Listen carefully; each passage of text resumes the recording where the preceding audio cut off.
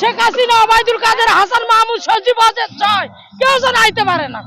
চাইয়া ভাত খায়, কাম করে ভাত খায়। হ্যাঁ, শেখ হাসিনা পদত্যাগ হয়েছে, পদত্যাগই থাকবো। সরকার যে আসবে আসবে, সেটা আলাদা বিষয়। ফাঁসি তো চাই আমরা। আমাকে কত মা বোনের পোলাপান গুলি করে মারছে। বাবা আমি কি বলবো, বলতে পারি না কিছু, সবাই সাইকে ধরেছে।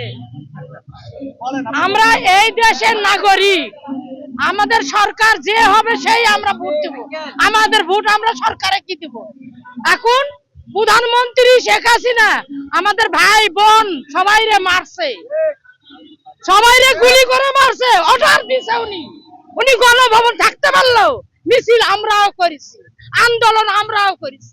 আর ফাঁসি হোক, ফাঁসি হোক, শেখ হাসিনার ফাঁসি চাই, আর কিচ্ছু চাই না। সজীব ওয়াজেদ জয় আসতে পারে না, উনি আজকে আসবে বলে তার জন্য আন্দোলন হয়েছে। আমি খুশি, সকালে আমি খবরটা শুনেই বেরিয়েছি আজকে ধানমন্ডি কলাবাগান 32-এ যাব। আমি রামপুরা থেকে আসছি, এটা দেখার জন্য আসছি যেন সজীব ওয়াজেদ জয় যেন এখানে প্রবেশ করতে না পারে। 100% আসবে। ওনার চেলা চামচারা আনতাছে, চেলা চামচা আছে ওনার, যারা টাকা খায়, ঘুষ খায়, সেনাবাহিনীরা ঘুষ খায়, অনেক থেকে আন্দোলন করতেছে, যোগাযোগ করতেছে। বাবা বেশি কিছু করলে আমি গরিব মানুষ, বাবা আমার সমস্যা হতে পারে।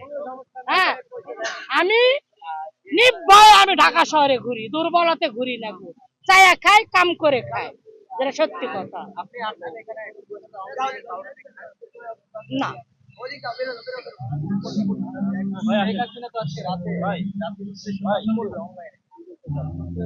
সেটা যেন হয় না, সেটা মেমোরি যেন লুট হয়ে যায়, মানে কেটে যান দেয় সব। আর ভাষণের খাওয়া নেই।